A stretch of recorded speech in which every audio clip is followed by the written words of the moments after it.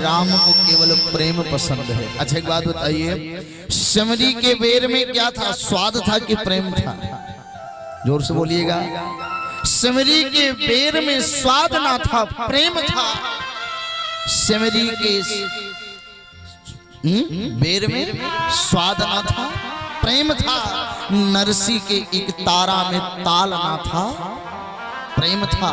सुदामा के तंडुल में स्वाद ना था, प्रेम था। और सूर्य के कविता में ताल ना था, प्रेम था। द्रौपदी की साड़ी बढ़ाई कन्हैया ने तो द्रौपदी के बुलाने में प्रभु के प्रति प्रेम था। भगवान खींचे चले आए। प्यारे भागवत जी में कथा आती है कि उस समय की बात थी जब सभी राजाओं को पांडवों ने क्या कर लिया था, जीत लिया था। सभी राजाओं को पांडवों ने जीत लिया था। अब आप लोग पूछेंगे कि महाभारत हुआ क्यों था? ध्यान देना, महाभारत एक मामा जी के नाम नाते हुआ था। मामा जी का नाम तो सभी को स्मरण होगा। क्या नाम था मामा जी का भैया? देखो कुछ लोग बोल नहीं रहे, हमको लगता है कि कुछ करीबी रिश्ता है क्या? क्या नाम था मामा का? शकुनी मामा। अब आप पूछेंगे मामा ने इतना बड़ा कुचक्र क्यों रचा, अपने भांजों को मरवा क्यों दिया? ये जो गांधारी थी ना भैया, इस गांधारी की कुंडली में दोष था। क्या था? गांधारी की कुंडली में दोष था। और गांधारी का विवाह गंधार नरेश ने सबसे पहले बकरे से करवा दिया। किससे करवा दिया? गांधारी का विवाह गंधार नरेश ने सबसे पहले बकरे से करवा दिया। ये बात धृतराष्ट्र को बताया नहीं गया। और बाद में जब ये आकर के रहने लगे साथ में, एक दिन धृतराष्ट्र जी को पता चला कि मेरे ससुर ने मेरे साथ धोखा किया है, तो इन्होंने अपने ससुर अपने 100 बेटों को क्या किया? बोले डाल दिया कारागार में। कहां डाल दिया? कारागार में डाल दिया। और उतना अन्न देते थे जिसमें केवल एक का पेट भरता। अब बताओ 101 परिवार में एक व्यक्ति का भोजन तो सबको कैसे भरपूर मिल पाएगा? तो सब लोगों ने कहा कि हम तो मर जाएंगे कोई बात नहीं, लेकिन हम में से कोई एक जिंदा रहना चाहिए। तो लोग अपने हिस्से का सारा अन्न उस शकुनी को देते थे। बोले सच्चिदानंद भगवान की जय। शकुनी खा करके पला बढ़ा। और बाद में जब वो शकुनी बड़ा हुआ तो उसने संकल्प किया कि अगर मैंने पांडवों कौरवों को मिटाया नहीं तो मेरा भी नाम कंधार नरेश शकुनी नहीं। बोले सच्चिदानंद भगवान की। कंधार नरेश ने कहा सबसे पहले जाना और जाकर के पांडवों का कौरवों का प्रेम जीतना। और जब जीत लोगे प्रेम को, उसके बाद अपनी बात रखने में आसानी होगी। बोलो सच्चिदानंद भगवान। जाकर के प्रेम को जीत लिया। इतना हितैषी बन गया, इतना हितैषी बन गया। एक बात ध्यान से सुनना, गला जब भी काटता है तब पराया काटता है कि अपना काटता है? ईमानदारी से बोलो बोलो। जब भी धोखा कोई देता है तो अपना ही देता है, परायों को क्या मतलब कि आप पराये कैसे जानेंगे कि आपकी कमजोरी क्या है? बोलो हाय हाय। विभीषण ना हो तो रावण का वध नहीं होता। बोलो हाय हाय। होता है कि नहीं? नहीं होता। विभीषण अगर राज ना बतावे तो रावण मरेगा नहीं। बोलो सच्चिदानंद भगवान। हाँ, राम जी के ऊपर मैं संदेह नहीं कर रहा हूँ, लेकिन आज अगर विभीषण राज न दे किसी घर में चोरी होगा। विभीषण अगर राज न दे तो किसी का हत्या होगा। वही बताता है कि आज बिना हथियार के गए हैं खलीलाबाद, कांटे होकर के ऐसे निकलेंगे। तब तक 4 लोग थे, पेपर में निकाले गोलियों से भूना। क्यों? शकुनी और मंथरा ये 2 पात्र हैं जो बेचारे, चलो शकुनी तो मारा गया था लेकिन मंथरा आज तक नहीं मरी। बोलो सच्चिदानंद भगवान। फल में संतरा और नारियों में मंथरा। बोलो हाय हाय। अगर आप फल में संतरा देखेंगे तो ऊपर से इतना सुंदर लगता है, इतना सुंदर लगता है, लेकिन भीतर बिखरा होता है। बोले सच्चिदानंद भगवान की सब एक एक अलग अलग होता है टुकड़ा। बोलो अलग अलग होता है कि नहीं होता है? ऐसे हमारी जो मंथराएं हैं, हालांकि इस गांव में नहीं है, इस क्षेत्र में पूरे नहीं है, हम दूसरे जगह की बात कर रहे हैं, यहाँ के लोग हम बाहर की बात करें, इस गांव में क्यों नहीं है ना, इस क्षेत्र में नहीं। हम और क्या बताएं भैया, बाहर की बात कर रहे हैं। ये जो मंथरा होती है, यह भी ऊपर से तो बड़ी अच्छी होती है ना, लेकिन भीतर से इसका भी पूरा परिवार बिखरा हुआ होता है। इस नाते सोचती जब हमारे घर में तो चूल्हा चल रहा है, तो इनके घर में चूल्हा क्यों ना जले। बोले सच्चिदानंद भगवान। तो शकुनी ने विश्वास जीता, और विश्वास जीतने के बाद एक दिन जुए का आयोजन करा दिया। किसका आयोजन करा दिया? जुए का। जुए की खेल की व्यवस्था बनाई। अब जुए का खेल होगा, और प्यारे शकुनी ने पासा अपने चला। शकुनी जब पासा चलने लगा, पहले राजपाट दांव पर लगा, और बाद में शकुनी स्वयं द्रौपदी को दांव पर लगाने के लिए बोला, और पांडवों ने द्रौपदी को दांव पर लगा दिया। पासा फेंका गया, कपट किया गया, और द्रौपदी हारी गई प्यारे। और ये जानते हैं द्रौपदी कौन थी? द्रौपदी को जानते हैं सभी लोग? कितने लोग जानते हैं द्रौपदी को? बताओ। ये जो द्रौपदी थी, ये पूर्व जन्म की विभा नाम की लड़की थी।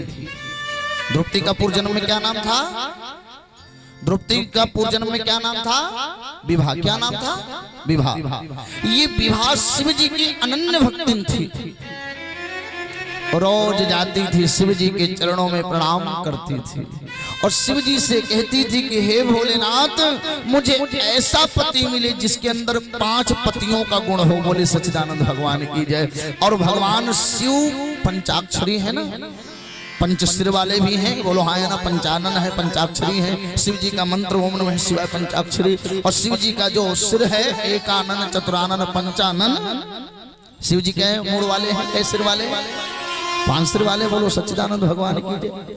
तो एक दिन ये तपस्या करते करते, पूजा करते करते, साधना करते करते, इसने कहा कि भोलेनाथ आप प्रसन्न होइए, भगवान प्रकट हुए, क्या चाहिए? इसके मुख से निकल गया कि मुझे पति चाहिए। भोलेनाथ ने कहा क्या? बोली पति। इसने 5 बार कहा मुझे पति चाहिए।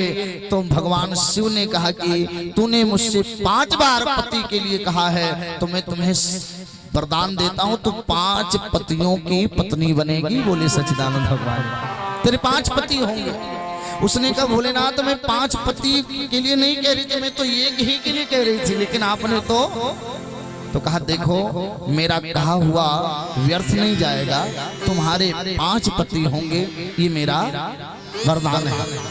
वही विभा महाराज द्वापर में द्रौपदी बन करके आई, और चूंकि शिव जी ने वरदान दिया था, इस नाते पति कितने हुए?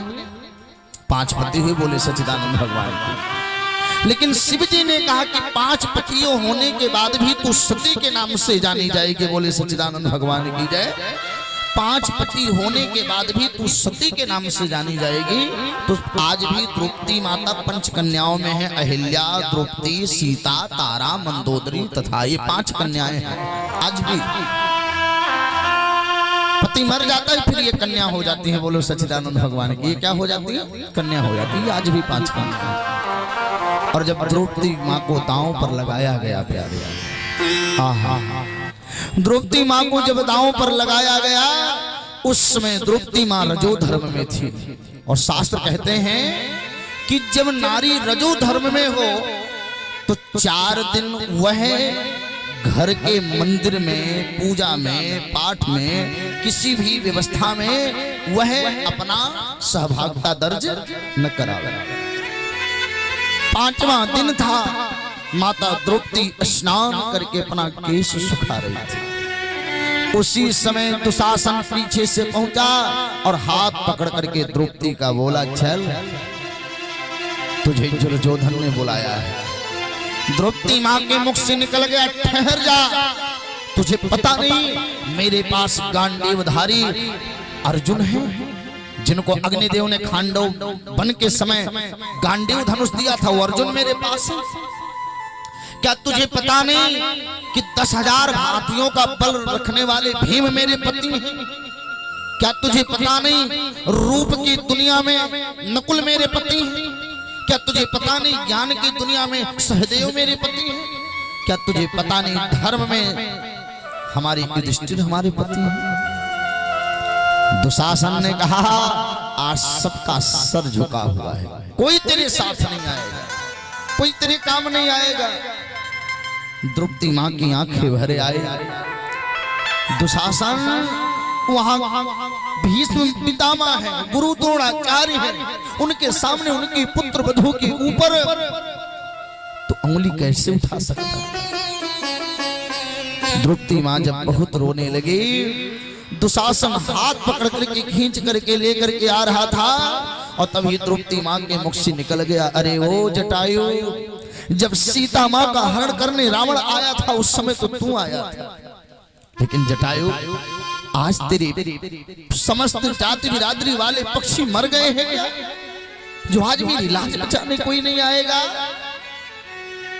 हाथ ऊपर करके माता द्रौपदी ने कहा, अगर आज मेरी लाज चली गई तो फिर मैं तो कहां जाऊं?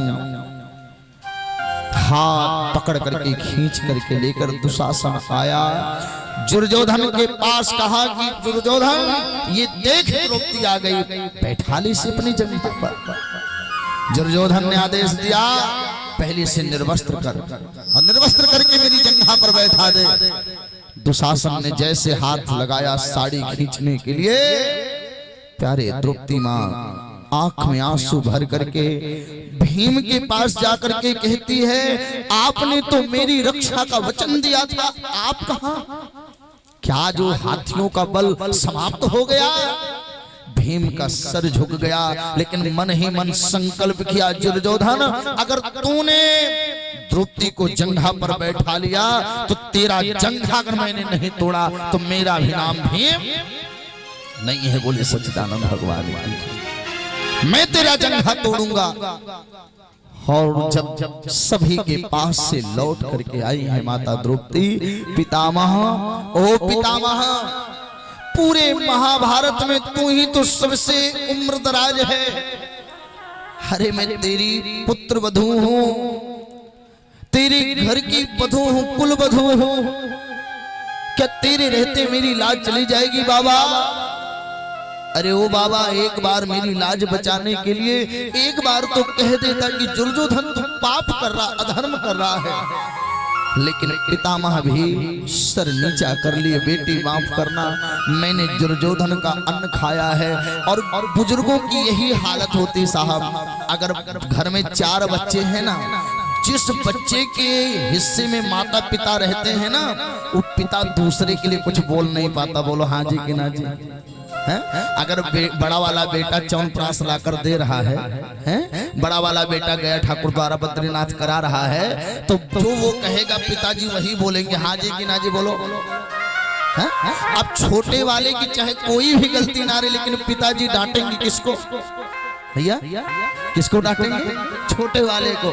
जो बहुत ज्यादा पांव दबाती है ना, जो बहुत ज्यादा सर पर तेल रखती है ना, सासू बार बार उसी का पक्ष लेती है। हालांकि यहाँ की ऐसी बात नहीं, यहाँ तो सब भाव सही रहता है, हम बाहर की बात कर रहे हैं। नहीं तो जो सास जितना सम्मान कर, जितना बहू एक सास का सम्मान करती है ना, उसी का सबसे ज्यादा इनाम लिया जाता है। हमारी वो एक तो वहां वाली आई है, वो तो बिल्कुल नकंदर है, वहां वाली आई वो तो बिल्कुल एकदम लड़का है, उधर वाली जो आई वो तो बिल्कुल एकदम ऐसी है, वैसी है, वैसी है? लेकिन ये जो आई है, ये छोटी फलाने डीह वाली है, ये बहुत अच्छी है। बोलो सच्चिदानंद भगवान। कहते कि नहीं कहते? ईमानदारी से बताइए। पितामह ने कहा कि मैं तो दुर्योधन का दिया हुआ खा रहा हूं, तो उसके लिए कुछ तो बोलना पड़ेगा ना द्रौपदी, नहीं तो आज मैं जरूर बोलता। द्रौपदी ने कहा, बाबा तुमने भोजन किया है, कुछ मत बोलो, अगर आज लाज मेरी जाएगी तो इतिहास में नाम आपका भी लिखा जाएगा। बोले सच्चिदानंद भगवान की। लोग कहेंगे कि पितामह भी बैठे थे, लेकिन द्रौपदी की लाज चली गई। तो फिर उस समय आप इतिहासकारों को जाकर के जवाब देना। पितामह ने सर झुका लिया। तब द्रौपदी माँ ने देखा कोई नहीं बचाने आएगा, तब उसने हाथ ऊपर किया, बोले सच्चिदानंद भगवान की जय जय। और जब द्रौपदी माँ ने हाथ ऊपर किया, हे कृष्ण द्वारिका वासी देव देव जगत पते, हे द्वारिकावासी, हे श्री कृष्ण, हे प्रभु हमारी लाज चली जाएगी, आप मेरी लाज बचाने के लिए आ जाइए। आपकी बहन बीच सभा में आपको बुलाती है। और देखिए द्रौपदी माँ कैसे भगवान को बुला रही है। आज खींचे दुशासन सारी, जल्दी आओ बनवारी, मेरी लाज गई गिरधारी, कि मेरा यहाँ कोई नहीं, कि मेरा यहाँ कोई नहीं।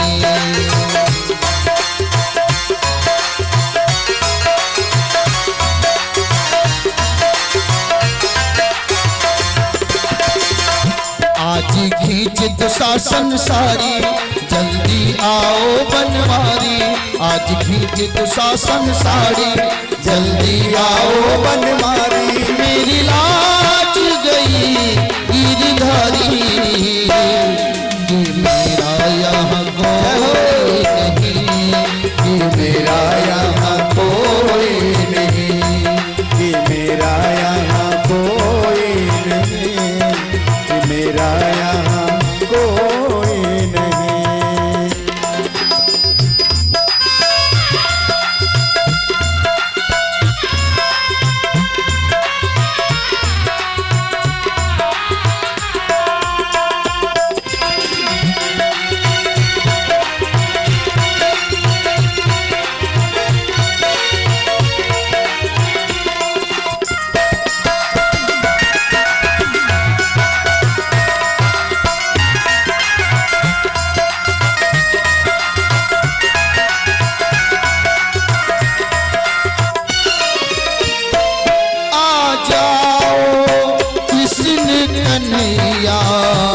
मेरी लाज बचा लो भैया, जाओ कृष्ण कन्हैया, मेरी लाज बचा लो भैया, इस वक्त ना जो आओगे, मेरी लाज बचाना पाओगे, इसी वक्त ना जो आओगे, मेरी लाज बचाना पाओगे, इस वक्त न देरी करना, न देरी करना, संकट में तेरी बहना, संकट में तेरी बहना, कन्हैया तेरे द्वार खड़ी दुखियारी, कि मेरा यहाँ कोई नहीं, कि मेरा यहाँ कोई नहीं, कि मेरा यहाँ कोई नहीं, कि मेरा यहाँ कोई नहीं।